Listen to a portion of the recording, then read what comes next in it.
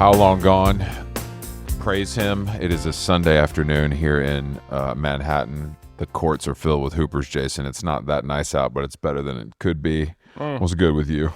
From the royal courts of London to the basketball courts of Tribeca is what we called your neighborhood? Tribeca. That's what we're calling it. Tribeca. we are calling it that. Tribeca is a combination, of course, of New York's Chinatown and Tribeca neighborhoods, even though it does sound like a prescription medication similar to Skyrizi, where you might have complications like sudden death and internal diarrhea bleeding. Skyrizi, though, also sounds like someone that's stuck in the Cou Asylum. Not to bring that up so early, but you know what I mean? Skyrizi sounds like someone that Dr. Luke gave a couple songs to back in the day. You know. Okay, Skyrizi from the camp that Lady Sovereign brought you, or some of the earlier Kia girls. No, I met Skyrizi at a camp in Malibu. It was actually really sick. We got along really well. We got a couple cuts together. She said she was Lotto's cousin, but I don't believe it. Yeah.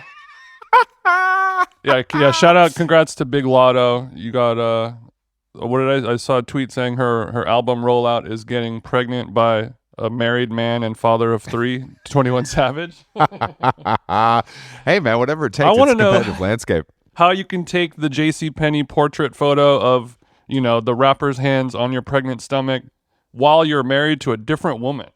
The rules of engagement have really changed, I must say. They're probably getting into technicalities. I'm sure they're separated. I'm sure it's not. I'm sure yeah. he might got paperwork, but I don't think he's going to be going that absolutely brazen with it. You're saying 21 is not as savage as he claims to be? Definitely not. No, definitely not. I think the savage is overstated with him. I don't think I'm the only one. He's a 21 softie. Yeah, that's what Lotto told me.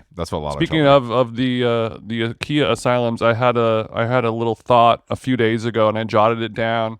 I feel like we need to also create different asylums as our world expands beyond C and D level female pop stars. How come they're the only people who have the asylum? It's unfair. I agree. Once again, the patriarchy is striking. So I want to form the Founder Asylum. Oh, we can put a lot of people on that shit. How much time you got? Let me get on LinkedIn. Let me go on LinkedIn and go through my list. Let me go through my little list. We need to publicly shame some of these founders in a baby BB Rexa style. Well, I think that Jeremy O'Harris has been shaming some founders lately and gotten a little hot water for it. But I think we could shame them without calling them Nazis. I think there's ways to shame them that are maybe a little more palatable for a large audience and editors at Page 6. I don't. And also nowadays, ladies as founders too. Go and brush your shoulders off. I'm sorry, and I didn't mean to forget that. I'm trying to think of something a lady has founded in a startup way that I'm using on a daily basis. You know what I mean? Right. I mean, besides Starface, I can't think of one. I can't think of one. I really can't. Do you use Starface? No, I'm joking. But I'm just saying, like, in theory, it's plausible at the very least. Okay, we got, Rihanna is a founder of Fenty Beauty. Yeah, but she's famous. That doesn't count. Lizzo is a founder of Yeeties. Lizzo's a founder of a buffet. I'm saying that a founder to me has to be someone who comes out of the depths of startup VC private equity hell, right? To triumph with a successful not right. Rihanna, I'm already rich. Let me start this business because I know it's going to work. So you don't like co-founder of Oxygen Media, Oprah Winfrey as a founder? Hell no, she's not. No, that ain't a founder. That's a famous person. So we're thinking more. Sandy Lerner, co-founder of Cisco Systems, or Whitney Wolf Herd, founder of Bumble, and things like Bumble, that. Actually, yeah, Whitney, founder of Bumble, I'm going to give it to, because that's Cisco Systems feels a little corporate. That feels a little more institutional to me. But Bumble's a great example of a successful female founder. Yeah, because she's empowering women and having fun doing it. Yeah. Exactly. Okay, yeah. So we'll talk more about the Founder Asylum as the weeks press on. So you got back from London. Bruv. I got back from Palm Springs. I have a nice base coat. Went straight to the club. Went to Bar de Bello, friends and fam. I can't wait. I'm a bit excited. hungover yesterday. I heard rumor that Tim told me that he got Mikey to eat a tomato for maybe one of the first times in his life at Bar de Bello, which is, I got to say, that's powerful. That's very tomato powerful. that's not in the form of ketchup or pescetti sauce. Exactly. I'm Yeah. Of assuming. course. Yeah. I meant More so alongside a nice burrata. Yeah, it was alongside a nice burrata, but it was not like he picked it off the vine and ate it like an apple. But still, it's moving. It had olive oil, it had salt. It's moving in the right direction. Yeah, it was probably little. We cored out that Roma, hid it under the Sally with some olive oil and salt, and then chilled it down. It's nice prep. I went to. Did I tell you I went to Jolene when I was in London? You know, I'm talking about the bakery that has the sauna hats and all the crazy merch people love. Yeah. The dinner was delicious. It was really very very good. But the most interesting part, the restaurant was beautiful, and it was good to see Shad and Liam. But the bathroom had Santa Maria Novella potpourri, and I have to say it's why every restaurant bathroom doesn't do that. I'm looking for the answers, because that scent is powerful enough to rule out obviously the pesky bathroom smells, but also no food smells, Jason. No food smells. And I know that obviously restaurants shy away from scented candle, et cetera, you know, in the dining room, which makes total sense. But in the bathroom, you know, if you're gonna have, you know, fake Aesop or whatever in the dispenser, you should maybe think about an incense or potpourri program that would kind of take diners to a different place as far as their senses go. Damn. Something to think about. Chris Black not defeating the allegations, as he said the phrase potpourri. Who does your potpourri program? Not even who does it. I'm saying it's even worse. I recognized it. That's the program worst. spelled with two M's and an E at the end of the word program. Yeah, of that's course. the word. Yeah, it's like BBC program. Well, I know where your head's at, and I like it, and we do have pesky bathroom scents, but couple questions just up top, super early on the up top on that. Yeah. Do you ever experience pesky food smells in a restaurant bathroom? It depends. I mean, I don't think I'm some of that also bucos coming in through the ventilation system. I don't think I'm not getting the smell of the full lamb being broken down through the through the ventilation system, but I do think that I don't think I'm going to restaurants that smell enough, but I think that exists. Yes. Do you know what I'm saying? Okay. Yeah. Like, I think if I was eating hot pot 4 times a week, I'd probably get in a whiff of it in the toilets. But where I'm going, I don't. My white palate is not getting that action. Is what I'm trying to say. Okay, and if there was a faint smell of an artichoke steaming in another area of the building, you'll be able to go number 1 in peace. Okay, next question. I've smelled the potpourris of Santa Maria Novella at all of their flagship locations from Milano to Melrose Hill.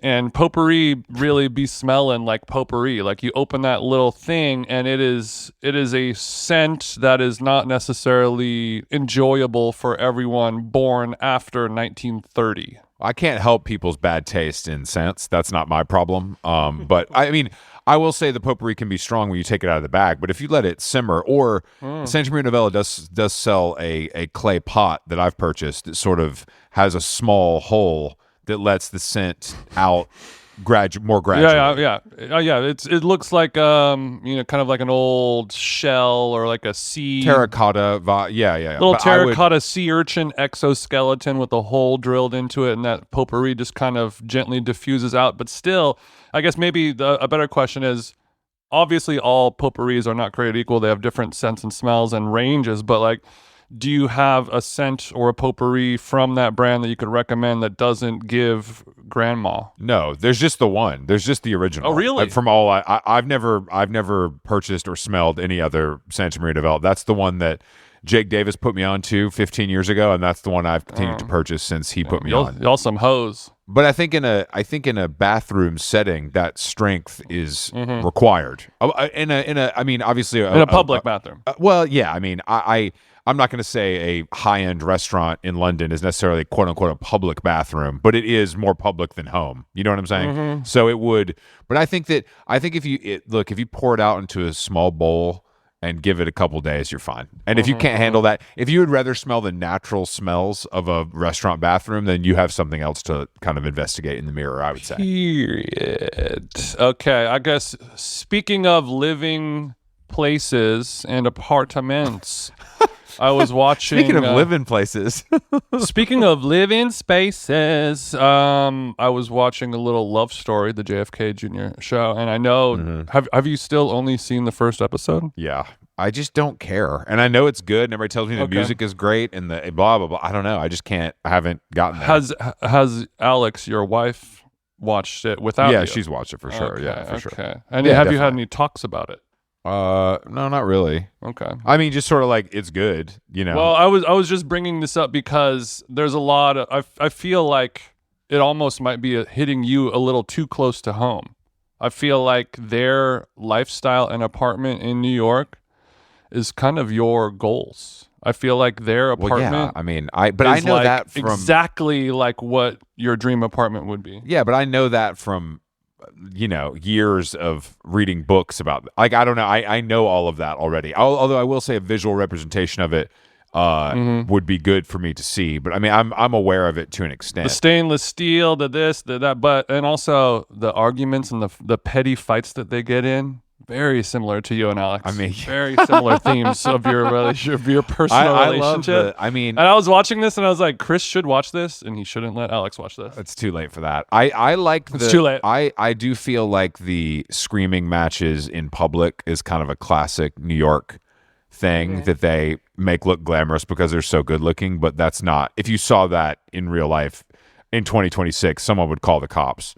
Or we'd have a hero try to step in, you know. Yeah. A super citizen. But no, I need to watch it. I probably will eventually. I mean, I did watch. I did. You Unfortunately, don't necessarily need to if you don't want to watch the Manosphere documentary because I had it downloaded on my phone. Oh yeah. I finished another book in one sitting on the plane. It's called Gunk. Highly recommend. Gunk. Yeah, it's really good. Okay. Gunk. It's a great song from Over Mono. I did not know that. It is a British author. All right. What does gunk mean? What is? Well, it's the name of the nightclub that she works at in Brighton. There's like a teen, it's sort of like a not teen club, but like a university student club that is only open during the school year, and they close during the summer because it's so student heavy. But highly recommend. Great name for a nightclub for you. It's a great book, and also the cover is weird and cool. Actually, I really like it. It's like a candle. Okay. But anyway, I finished this book, and I did some writing, and then I had a little time. I needed like an hour to just decompress, and I did have the Manosphere documentary on my download on my Apple device, and I did watch it, and I was exactly right about it. Vindicated. And I'm proud to say that. What did you nail, Chris? Those guys, first of all, those guys aren't as good at talking as they think they are. Like, if you do this for a living, you can kind of tell. Do you know who's good at it? The guy from Louisiana. That guy's the best by far. With the southern accent, who says that, you know who's the worst at it is the Indian guy who like hates everyone that his wife is on it. That motherfucker chokes. He chokes. You can tell he ain't built for this. You know what I mean? Same thing with the guy in Spain. He's like not really built for it. Like he's just not. You can tell that. I think that they are. I don't know. It just went nowhere. Like nothing happened. It was sort of like these guys are bad and they make money scamming younger men. And that was kind of, I don't know. I didn't learn anything, I guess is what I'm saying. Right. You are already a resident of the Manosphere. So exactly. But this is for exposing this world to other people. You live here. Yeah, no, I guess so. But I think that Louis Theroux, I mean, historically, I just think that he's very good at like not saying anything, like classic interview tip, you know, like let them hang themselves type vibe. Yeah. But I also think I don't know, nothing. He just didn't do I don't know. He just didn't do anything. I felt like he showed up there and let these guys just do their thing and didn't really push that hard or like make fun of them either. It was sort of like neither thing happened. Well, he was probably a little afraid to do that in terms of physical. Yeah, that's why you don't do that. If you can't be. I'm saying you can't be. If you're worried about getting duffed out by security, then you should not be in Spain with a guy on the run that has security. That's all I'm saying. I feel like he did a well enough job, like you said, letting him just stew in their comments and push back a little bit and let them kind of hang themselves out to dry. I think he did a decent But when they had the gay guy come get jumped, and he was just sort of like, "That's bad." I'm like, "Bro, come on. This is like that's like one of the worst things I've ever seen on television. That's insane. Like to lure. That's like some like that's something that should not be happening in any sort of modern society.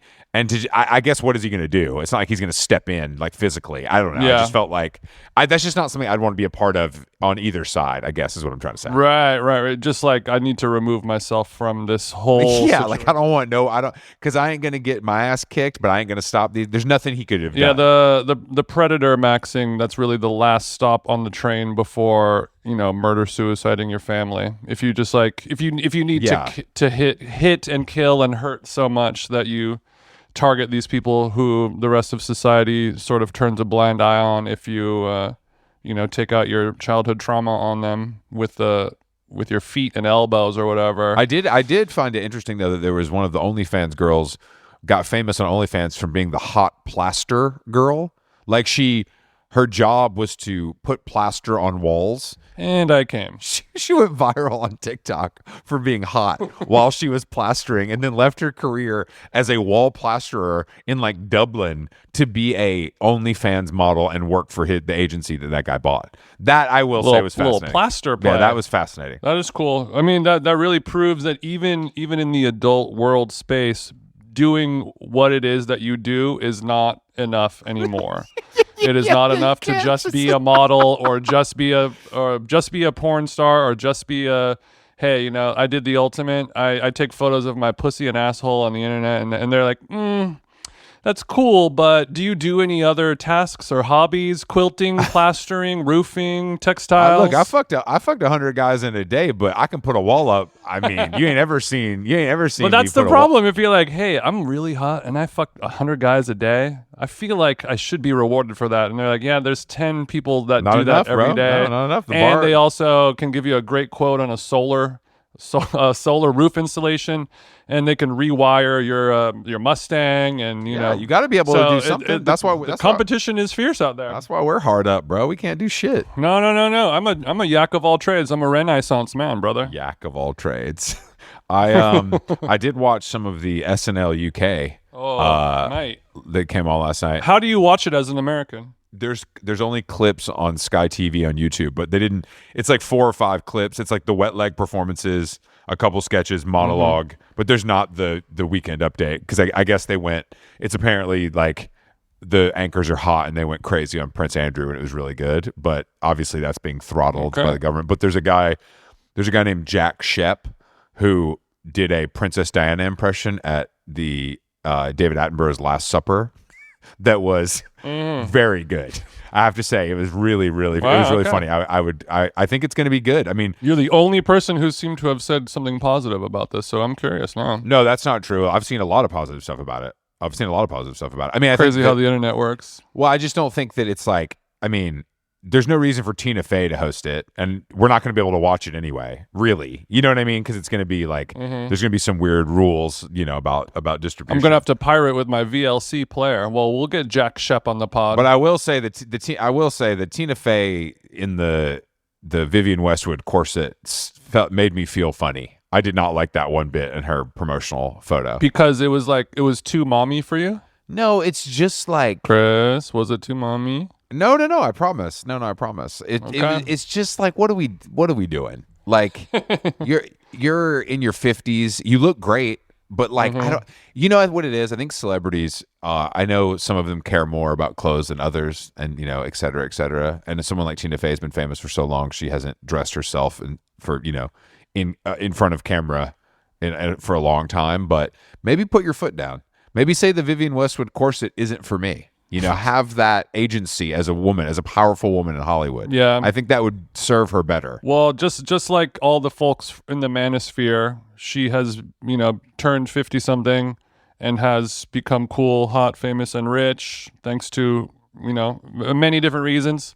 And she wants to go back and relive high school again, just like Taylor Swift and whoever else. No, I think you're right. I mean, Tina Fey is a national treasure in many ways. She's given us a lot of, we all here agree on 30 Rock, but I just found it, I don't know, I just found it very strange. Okay. That particular. I'm going to have to dig deeper onto this image of her. It's like a corset and she's got the yitties poking up, right? It's just a Vivienne Westwood corset in 2026 is for a like 14-year-old girl. Like it's not like that's not adult that's just not for any adult. There's no adult that would wear that. Okay. Because Vivienne Westwood's had the obviously legendary British design. Like I understand the homage that's being paid, but sure. because of the popularity of the logo and the jewelry, it's turned in like everything else. It's like probably making more money than it ever has, but it's literally for teenagers only. Okay, so just because of that sort of ubiquitous crown jewelry necklace charm thing, so now it's suddenly just become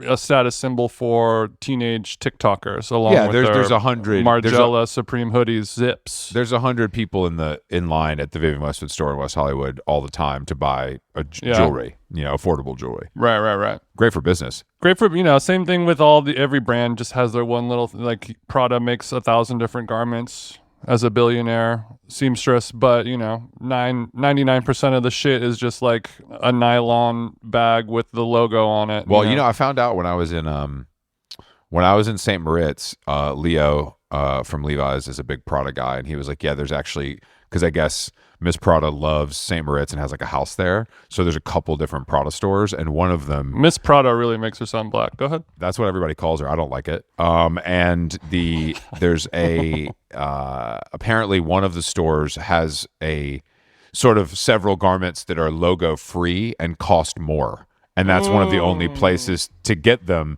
which obviously I wanted to hear more, but ran out of time. So, I mean, I could be wrong. I could have misunderstood what he was telling me, but he seemed very knowledgeable on the subject, and I was very interested in the idea of paying more to not have a triangle on every piece of clothing that you own. Because quiet luxury. Okay, so maybe you would rather, instead of mommy wearing the Vivienne Westwood corset, maybe you would prefer to see her in something more like a Cou Cou Intimates bralette or exactly. a Paloma wool scarf. Exactly. Scarf set. Something more. Something tasteful, but for the same age group of 14-year-olds. I think that's what we're getting at. That's for cooler 14-year-olds. Yeah, actually, 14-year-olds. Later on this afternoon, after I finish on my work, I will be attending a Cou Cou pop-up with Carolyn at Wilds today. They should not allow men to go to that. That's what I was saying. Am I going to be the only fucking perverted bro. Straight man up in there? You don't, honestly, keep your head down, bro. Don't be looking around. Don't be like. Carolyn said that she'll wait. I'll wait outside with my favorite drink and my iPad while she goes inside, but I shouldn't go in. I would stay in the car just to make sure you're not like spotted, because you do stand out because of your height. So you could put the Cayenne in dog mode. You could be. I just lay down in the back seat. See how far back the seat goes. Just take a little nap like a cab driver. Honey. I think that's something to think about. Actually, I already have the seats moved because I was hauling stuff at Home Depot yesterday, getting after it. So I'm ready. It's campsite ready. Yeah. Exactly. Just bring your sleeping bag and just do your thing. I'm gonna bring a sixer of Sky Duster and Sky Duster sounds like something you huff from Office Depot, but I assume that's an IPA. It's like a local LA beer brand that a lot of people have. Apparently, it's run by a Canadian drunk guy, which is exactly who you want. That's to literally be selling who you want. Your beer, right? Yeah, I wanted to talk about the argument we got in our group chat with David Cho. Not argument, but discussion. Heated discourse? Well, where you and I strangely sided with each other, which is, I would say, fairly rare, depending on the subject. We only really come together when we are coming against the Asian man. Exactly. But the word shop, when it is when you're referring to an agency or a production company or some sort of creative business, I am personally allergic to industry terms. I hate when I have to hear you say lower thirds. I hate all industry terms. I think they're annoying and they're exclusionary, and I understand why they exist. I try not to use them. You hate when people say Sandy Bullock, the list goes exactly. on. I hate it. Yeah, that's a really great example. Don't call her fucking Sandy. You don't fucking know her. But so I don't like the term, like when people talk about, I'm starting my own shop, I'm just like, you just sound like a LinkedIn bozo kind of to me. And right. Cho tried to claim that shop is a universal term. And then I used my father, a longtime small business owner and accountant, as an example of someone who, if you said shop, he would think of a high school class where you work with a saw, or a place to go spend money in exchange for goods. And he acted like I was fucking insane. And you, the rare voice of reason, TJ, weighed in and said, no, I'm actually with Chris on this. That is an industry-only term. Regular people with normal jobs who didn't like intern at Droga 5 or write copy at Wyden and Kennedy do not know that term. I would say, but the shop, I think it also transcends beyond the creative worlds and into, VC and private equity and of course, legal firms and things like that. Like, we're gonna go down to Charleston, open up a little shop, and just kind of move some things around. Blah blah blah. I just find it. I don't know what it is. I'm trying to think of other terms like this that bother me, but they all bother me, and I'm part of the problem. But I really try. I will say extra words that maybe even make me sound dumber to avoid, to circumvent saying an industry term that could make me. You will gladly take 3 right turns instead of 1 left turn if it means having to do the shop. You know what? Just go around the block. Just go around the block. It kind of maybe another way to distinguish it, and we can combine this with one of my peeves.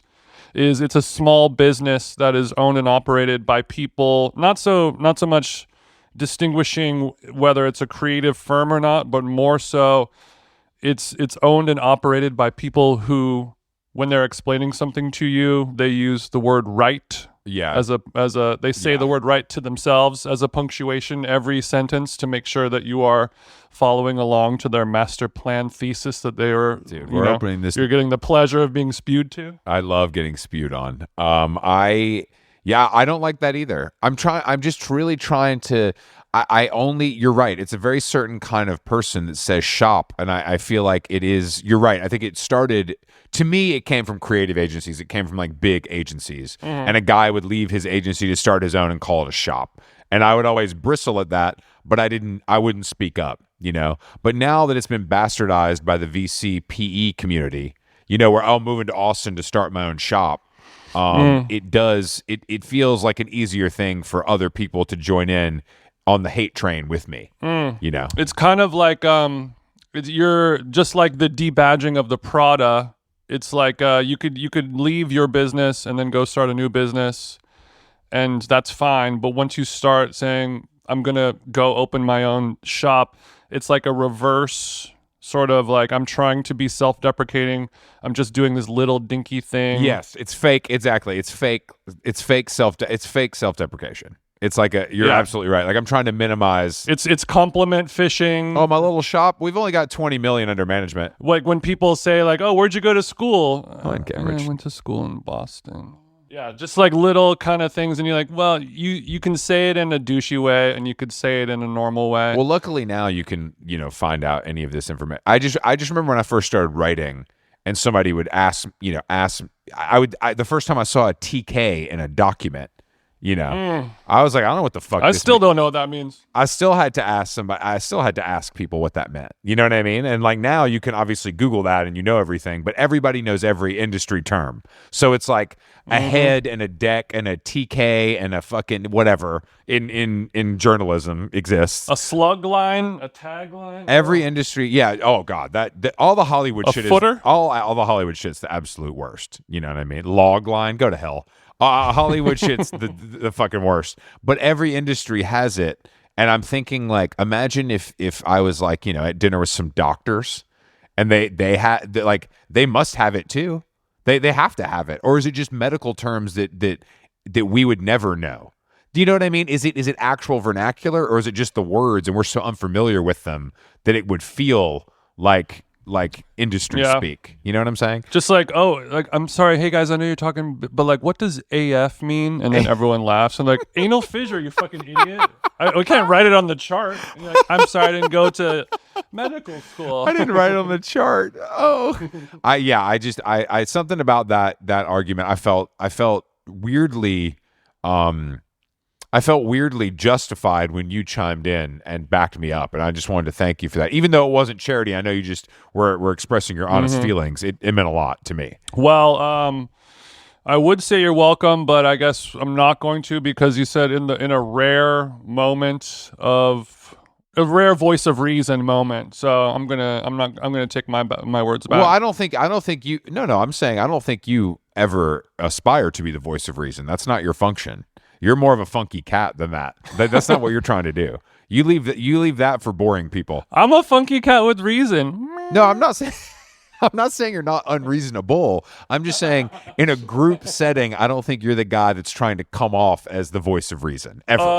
No, I'm trying to come off as the voice of reason and the funniest one and low key the hottest. No, but I'm saying like if I was like I'm going to jump off this bridge into the water, you wouldn't be like, "Hey, bro, don't do that. That's dangerous." Like, be the voice of Wrong. reason. You'd be like, "Yeah, bitch, do it, pussy." That's what you would say, and you know it. No, that's what you'd say. If I was gonna, no, I'm afraid of the big jumps. I know you're afraid. I know if it was something that I know you're afraid of them, but you want to see me do it. That's what I mean. It's not. I'm not saying you would do it. I know you. I'm saying I would never call you a pussy about something that I'm also a pussy about. Let me be clear. All right. That's here's a better example. We're at a red light. We're at San Vicente and whatever, and it's time to turn right, and there's a car in the lane, and it's a very thin needle that you have to go into in order to turn. You got to punch it right on there, and let's say you're a little too cock shy to thread that needle, and you're like, I'll just wait for it to turn green. I'm not in that big of a rush. Then I'll be like, do it, pussy.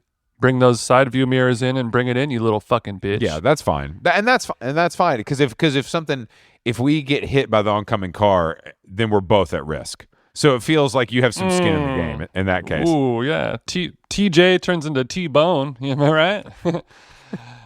My legs are bleeding.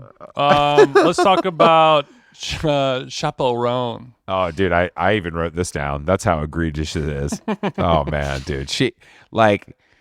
All right, so, I mean, if you must live under a rock if you know this, but Chappell Roan was doing, I believe it's Lollapalooza in Brazil. Mm-hmm. When come to Brazil, becomes they real. Said, "Don't come to Brazil, bitch." And she was in the hotel lobby or the breakfast at the hotel, and the story goes, an 11-year-old girl saw her. Like, wow, you eat breakfast, fucking fatty. An 11-year-old girl saw her and sort of didn't approach her, but like looked at her and smiled to like or made eye contact in hopes. Walk past her table the way a child would walk past a Disney princess at Disneyland. To see if they're real. Full shock, awe, and wonderment. And then after that, a security guard approached the table and berated the 11-year-old girl and her family. And unfortunately for Chappell, the 11-year-old girl's her father is Jude Law. But the stepfather who was there is some famous football player whose name I can't even say. He took to social media to let her have it, and now Chappell has responded from bed saying she don't know who that security guard is. He doesn't work for her, and that she quote unquote loves children. Which I think all of it is true except for the part that she likes anybody. I think the security guard could have been like hotels, not her personal security. Therefore, she has no jurisdiction over what he does. Right. It was a super citizen security guard who was working for the hotel, and he's like, I'm gonna go Secret Service mode on this fucking 11-year-old heiress. But the problem with Chappell Roan has too much. I'm gonna slide tackle this bitch like Ronaldinho. She's got too much bat. Like she's proven to be this kind of person too many times. So if anything happens, it ain't. Everybody believes it. Everybody believes it. And I have to say, the memes are unbelievable. The memes are incredible. That's the beauty of things like this, especially in the Twitter world. It doesn't matter if any of this happened or not. It doesn't matter if this is full fabrication. It doesn't matter if all those, Instagram story reply apology posts are AI generated. Just the setting that Chappell Roan wants to physically attack and kill small children. It's funny. It's a premise that will last all weekend long. I saw one that's like Charlie XCX does cocaine with 11-year-old in the hospital, showing how cool she is to the kids. It was a Make-A-Wish, do cocaine in the hospital. But yeah, I mean, I wanted to know because there's also a rumor that she's saying, I don't play about breakfast, Chappell. And I was thinking that sounds like maybe a TJ tweet from 2008. Is that so far off base? Don't be playing on my plate now. Don't be playing on my plate. Because I know you don't eat breakfast now, but at one point could you have been so in love with breakfast food that you say, I don't play about breakfast? It sounds like something you might say. The irony and where I am relating, and I'll explain this while I let you watch that. Click on that link that I sent you on the text message. But I never eat breakfast at home. But if I'm in a hotel, I'm gonna in a month from now, I'm gonna be or whatever 2 months from now, I'm gonna be at, I'll be in New York, saying at 9 Orchie or whatever, and you best believe it's breakfast time, 7 a.m. Let me get you want bacon or do you want avocado with that? Yes, hook it up. Let me get a green juice, orange juice, red juice, black juice, coffee, tea, fuck it all up. It's well documented that you like free food almost as if you couldn't afford your own. That's on record. Yeah. That's proven. But Chappell, she may come from humble beginnings as well, and she may have food desert trauma just like your boy. I'm not saying that. That doesn't mean so. Don't get in the way of my plate. I just think that her attitude about fame is so crazy. And I just think that it is a generational. It really is like a generational difference. It's like some Gen Z. I don't owe you anything like boundary shit that like we just don't have. Like it really feels like a different type of person and a different approach to life. And no amount of money, like scolding a paparazzi photographer. Like, what do you think that's going to do? He does not give a fuck about you. He probably doesn't even know who you are. He's not going to stop. You're just going to look like a bitch. What's the point? You get off your chest and you feel good? I don't know. I just don't know what the point is of her constant either stop doing it because that's part of the job for better or worse, or stop complaining. There's it's fruitless. It's an exercise that goes nowhere. Well, I think that all of our pop stars and famous people, they sort of have been categorized because that's just what people do now. Instead of like enjoying things, we have to like organize them and categorize them and put them into little boxes and places. And different areas of society, they all need their idol to look up to. And she's sort of like the Karen idol, like of that type of person who's just like that annoying ass bitch. Yeah. She is like, she is the mother of that. And that legion is strong enough to have her, be hoisted up to, the top of the charts and become, a giant, massive success. Well, representing this group of people that are not good. Unfortunately, I know that she's, quadruple vaccinated and wears a mask to go to the bathroom, but I don't know. She might be an anti-vaxxer. Who knows? No way. No, that is no. She is. She's like, don't play with my white blood cell count.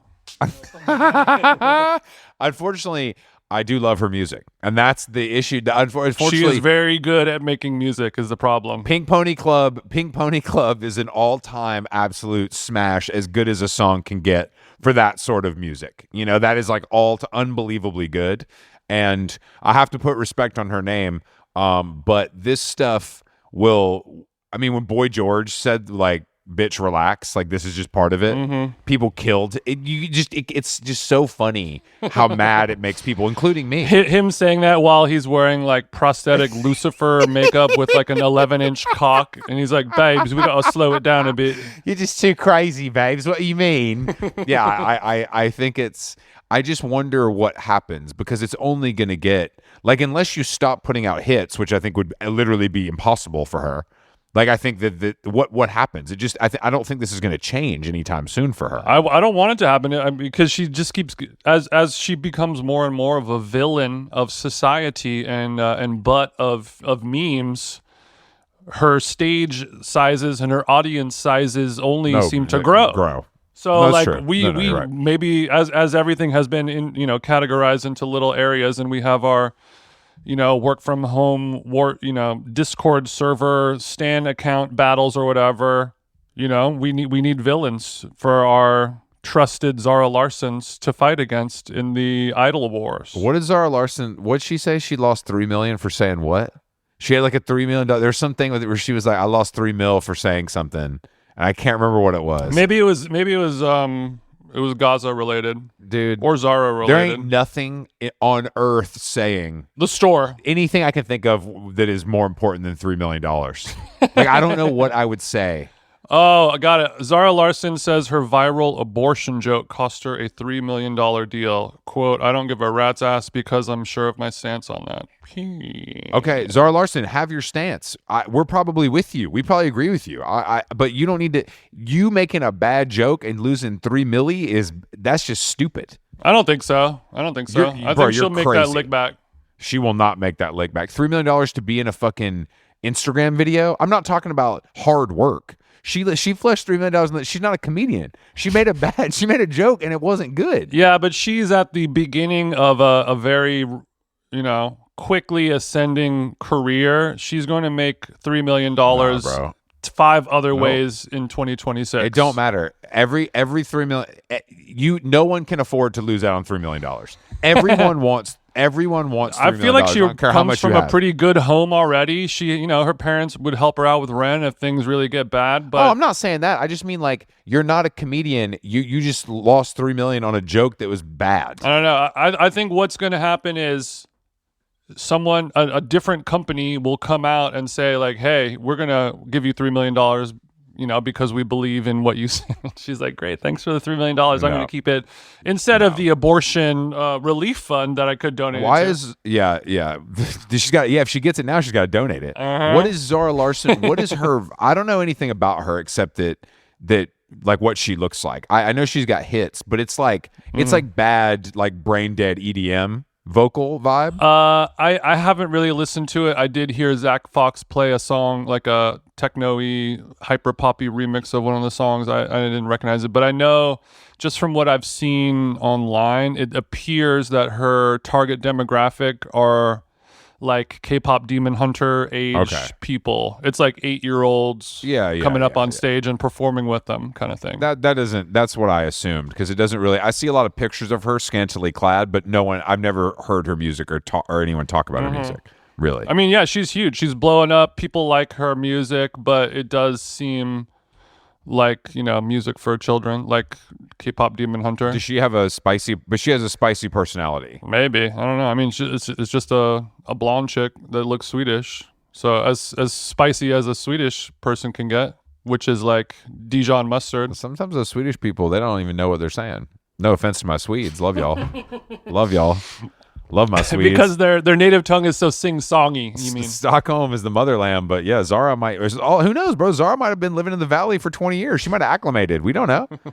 We don't know. That's true. There's no way of finding out either. There's no way to find out where Zara Larsson lives. There's only no way. Just a quick aside. I think screenshotted a great Instagram story. Some guy had a neck tattoo, and he was showing it, and one comment said this phrase, which I think transcends the comment section and could be used in other future premises in our lives.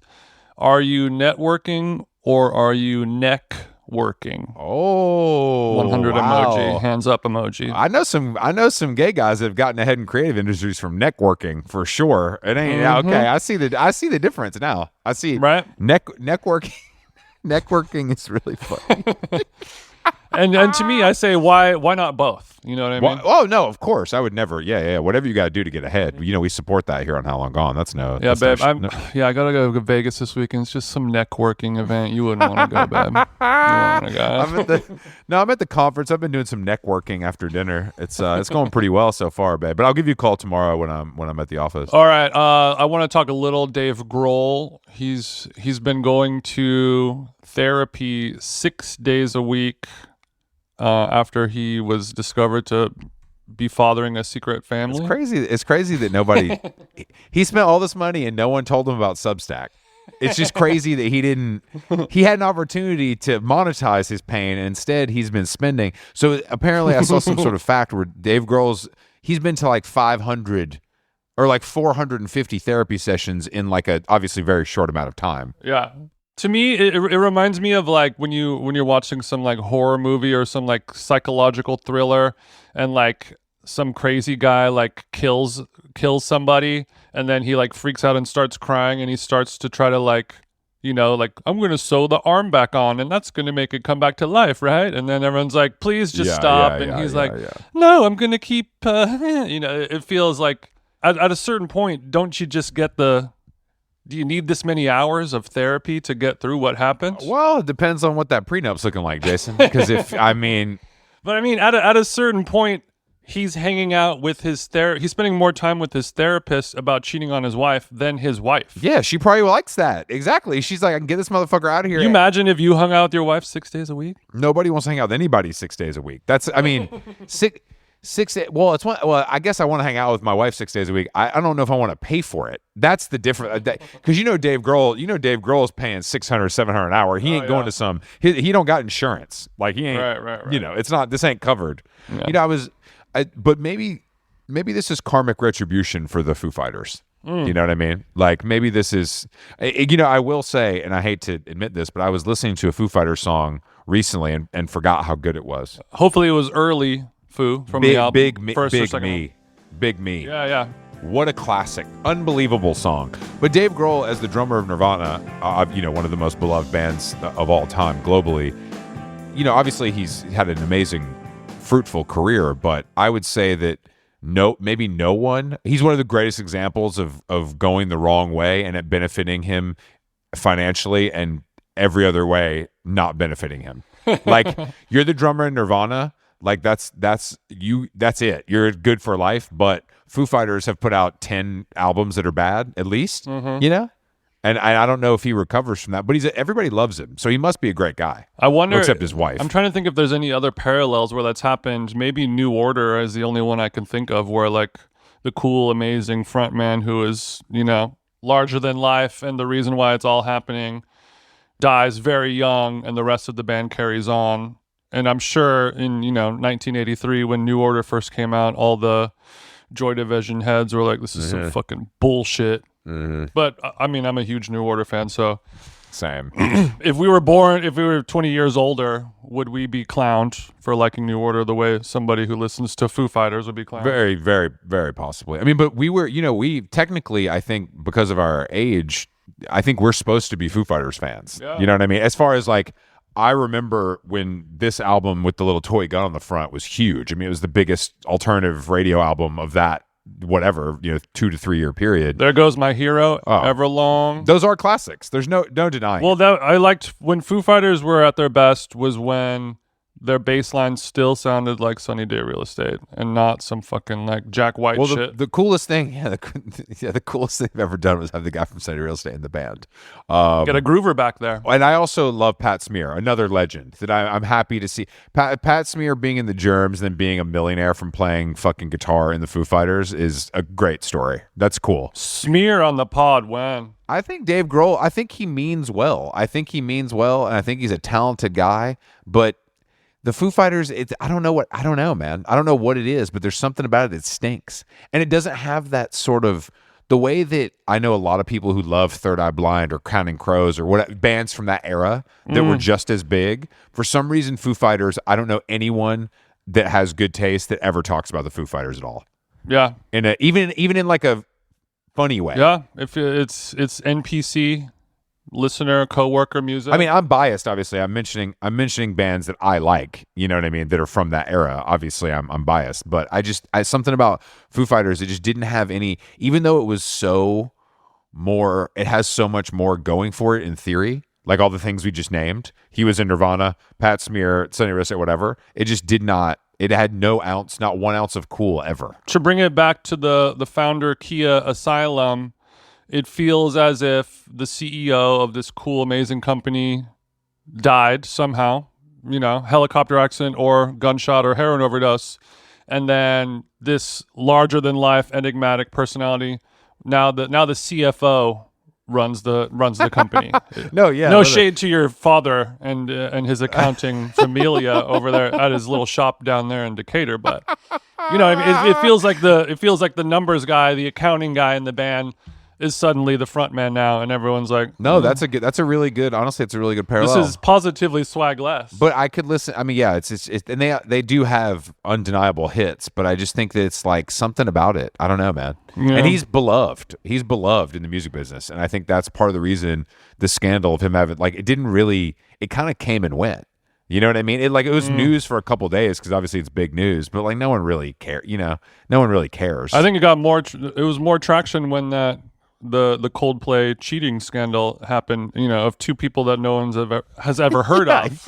Yeah. Maybe because there was video. Yeah, but the video of them like romantically swaying to a Coldplay song isn't like, you know, we're not in the Motel 6 by the airport. You know what I'm saying? It's not that incriminating. I wonder if I would like to see what Dave's type was. I'd like to see who he was. Oh, I think she looks like his wife. I think it's like who was putting in the Uber at 4 a.m. I think it's just like a blonde chick like his wife. That little freak. It's out there, but I don't. You know, I'm not going to look at the Daily Mail right now, Jason. That would be weird. No, don't do that. I want to briefly mention Young Thug's clothing item that he was seen in. Are you talking about the alligator shirt? You talking about the gator shirt for 20? The gator shirt. What's up with the gator shirt, and why does it look like that? When you say for 20, was that 20,000? That's 20 bands. That's yeah. Oh, that reminds me. I was watching the music video for Grillz. Jermaine Dupri and of course, yeah. You act like I don't know. There was Jermaine Dupri, Paul Wall, baby. Nelly. Paul Wall looks great, by the way. Paul Wall, Gip and Ali as well. We've talked about Gip on the pod before. He'll come on eventually. Love Gip. He's so good. But I was watching the video for Grillz, and then Gip had this great line about having, you know, jewelry, gold teeth, and diamonds in his mouth. He said, "There's a bill in my mouth like I'm Hillary Rodham." And I was like, what a nice, you know, late 90s throwback rap lyric. That is why. Can I ask why you were watching the Grillz video? So sometimes on weekends when I'm hungover, I like to watch network television instead of like streaming programs. There's like a weird comfort and solace I get in watching, you know, like a random tennis or golf or, you know, diners, drive-ins, and dives type shit. And was scrolling through, and MTV was playing like TRL classic throwbacks. Oh, nice. So it was like Michelle Branch, Grillz, you know, 50s, you know, all this cool shit. And this Jewel video came on that was bringing me back. But yeah, that came on. And I remembered and forgot how good Gip was. I loved Gip from the Goody Mob. Gip's the best. That's funny. Smooth character. Very smooth. In a way that like I feel like doesn't happen anymore. It felt really natural. It felt really drug dealer. He was so good that huge rappers would be like, we let's give him the third verse on this smash so he can like get a nice little check right now. Like he's so awesome. Yeah. We just want to make sure he always gets on the get third verse on or whatever. I was thinking about Jewel the other day, Jason. That's so funny you brought her up. There's a song called Foolish Games. Sure. Pieces of You, absolute classic, smash. And I was thinking about it the other day, and I was like, I need to listen to that. I'm going to listen to that. I'm going to go get a haircut. I'm going to listen to that shit on the bike.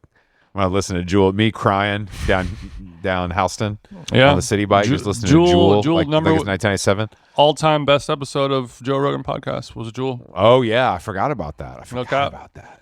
She's a freaky chick. Young Thug. I think he's really destroyed his career and legacy so quickly. He's turned into... I don't know. I don't think he's ever going to write another good song again. Oh, no, definitely not. I mean, I don't know what he could do at this point. I mean, I never really got it. It was never really my thing. Obviously, there's like classics, but the way people talk about him, I just it never clicked with me that way. Mm-hmm. But it is night and day from what it was 5 years ago. Yeah, he lost his fastball or whatever it may be. He's no gum hundo. I'll tell you that. I'm not familiar with no gum. He's no ball out. Okay. You know what's been discovered in my household, even though I told her about it, 2 months ago, is the new T.I. song that has white women over the age of 30 going absolutely fucking crazy. I don't know. Because it's good as hell. The new T.I. song's like good. Okay. It sounds like it's gone viral on the internet because like. Is it called Let 'Em Know? I think so, yeah. All 35-year-old white women, like they used to go to the club. Mm-hmm. There's nowhere to hear music like that anymore. So they're doing like, it's like two, nurse practitioners in scrubs doing the dance, like doing a dance to it on TikTok. Right. It's a hit. Yeah. I mean, it's a smash. And he cut his hair. He's wearing the fitted again. But I heard on Joe Budden that there is a new Young Dro verse on something. Okay. And it was also sounding pretty good. If we want to go back to the glory days of Atlanta, which I always do. I'm a Dro lover. I know you are. Okay. Glad to hear Grand Hustle Entertainment is still in this. Hustle's still in this? Yeah, there's Grand Hustle, baby. And shout out to Afroman, a true patriot. Dude, the Afroman story, that's a real feel-good story. Even though it made a lot of people feel bad, overall, I think it's a real feel-good story. And I think that I didn't listen to they were playing the songs on Joe Budden, like the songs he made, and I had not listened to the songs, and it really makes it different. I if you're familiar with that story and you haven't heard the songs that he recorded about the officers, I highly recommend queuing those up and checking them out, because it's much funnier than I thought it would be. I think it's a great example of a guy who's like he loves his country, he's a patriot, he's good-hearted and chill, has a good attitude. He uses the law correctly, and he skirts around things, and he does legal things to get his lick back through the court system, and it worked. And I feel like that's so rare to see nowadays, and I feel like as a country that still has free speech, we should be doing more things like that, getting creative with bringing down our It's so good. corrupted police officers. It's like making a song about a cop who looked like he wanted to eat your lemon pound cake. He was sitting on the counter. It's so fucking funny and so specific, and how that cuts so deep, I'll never know, but it really did. Yeah. It ruined this guy's life. If I saw a lemon pound cake sitting on your fucking, cooling on your windowsill, I would be looking at it lustfully too. There's Who can resist? A little rosemary on there, maybe a little olive oil drizzle. Who could resist that, Jason? You're merely a man. Yeah. And if you don't like Afroman, or if you want to feel a different way about him, pull up the video of him punching a woman on stage. Whoa. Have you seen this? No. It was from like a couple years ago, and he was playing a guitar solo on stage, and a woman, like a drunk chick, jumps up and starts to like grind on him while he's doing the solo. And I guess there had been a guy who was like harassing him in the crowd, like some drunk guy earlier, and he had his back to her, and he felt somebody come up on stage. He didn't know. Oh shit. He turns around and cold cocks this 43-year-old woman, who's just trying to like rub her bussy up on him for a minute. Just turns around and just hits her perfectly right in the head. He had to do some like anger management counseling and stuff. Oh God, that sucks. But God, that sucks. Yeah, I saw a tweet saying after what happened to Dimebag, all bets are off. Oh shit, I forgot about Dimebag. You run up on stage, Yeah, that's true. That is actually, I think you're kind of putting yourself in harm's way if you run up on stage. Akon's gonna body slam you, and you deserve it. Akon's 5 feet. If he can body slam you, you deserve it. If he can pick you up, you're gonna get it. You're gonna get it. How was the DJ set last night? We didn't even talk, or whatever, on Friday night. Oh yeah. Friday. After hitting Bardibello and enjoying some wanted to keep it light before the club, had a nice little branzino with some roasted potatoes. Went down real nice. But yeah, the club was very good. I played right before Zach Fox, and it was fucking lit as hell, man. Sweaty ass, lit ass club. It was very fun. Let me ask you a question, because you posted something on your Instagram story. It looked like it was from a DJ booth. I've seen thousands of them jeans photos taken from the DJ booth in my life, but I have not seen what looked to be like a small but full size bong in the DJ. It was a bong lit in the DJ booth. It was a small bong, but I just mean it wasn't like it had all its parts. You're saying a bubbler. This was not. This was a full on bong. It was just kind of scaled down to maybe 1/3 size or something like that. Yeah, and did you still fully operational? Of course. Did you hit that in the booth? I did not hit that in the booth. The somebody, I guess, who will go unnamed, was enjoying that. Another DJ. And I was like, wow, I've never seen a bong in the club. And I love no narking, but who brought the bong to the club? Another DJ? Yes. Okay. Yes. Very cool. And that was the thing where I was talking about maybe getting the bends, going from like a friends and family dinner at a fancy schmancy restaurant, a suit and tie type affair, and then going straight into the sweaty, sweat dripping down from the ceiling nightclub, playing booty bass techno club and all that stuff.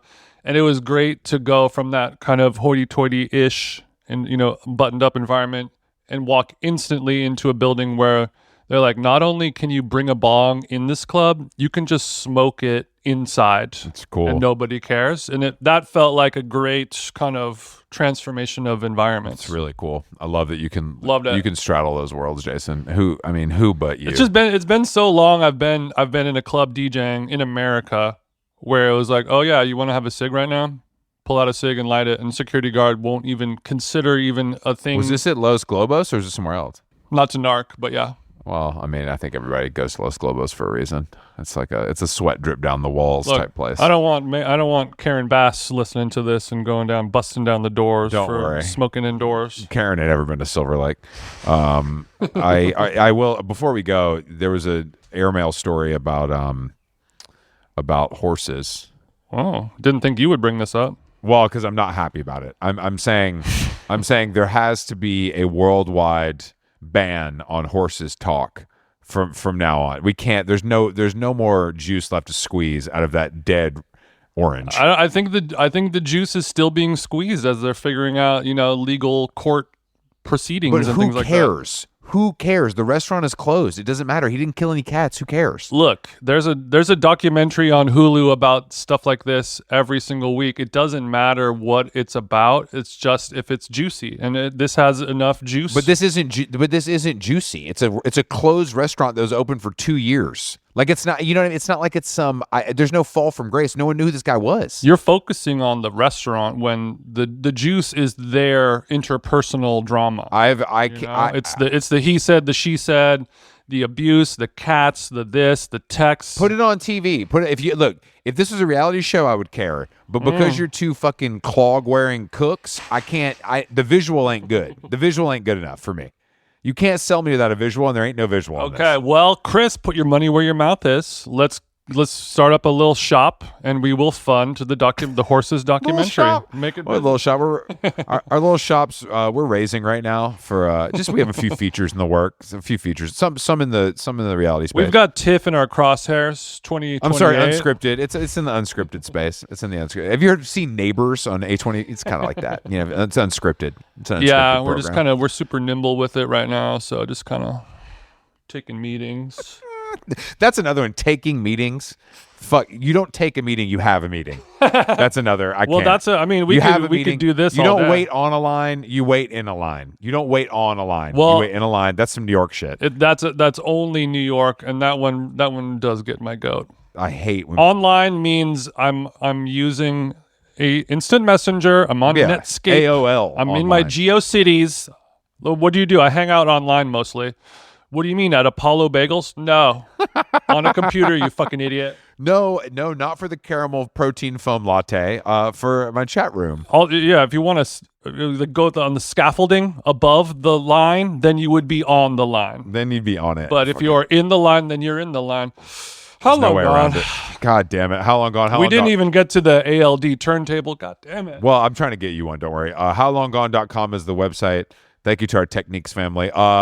We have a couple guests next week, some good ones. One of a fan favorite, an all-time favorite, returning one of our favorites. Oh yeah, who one of the rare personality to back up the music, which is one of obviously my favorite duo. When personality is as good, if not better, than the creative output. Hold on to those people forever. That's when How Long Gone gets excited. Thank you guys for listening. Oh, also our Magna Blue Ice flavor is available now. Go check out Magna MAGNA wherever you get your Pow Pows and get the Blue Ice flavor. No need to tell them How Long Gone sent you. Just enjoy it, drink it, put it in your DOP kit. We don't get a royalty, so don't tell them shit. You buy whatever flavor you want. We're just trying to raise brand awareness, really. Come for the blue, stay for the apple. That's what I say. Thank you guys for listening, and we'll talk to you next week. Bye-bye. Got 30 down at the bottom, 30 more at the top. All invisible set and little ice cube blocks. If I could call it a drink, call it a smile on the rocks. If I could call out a price, let's say I call out a lot.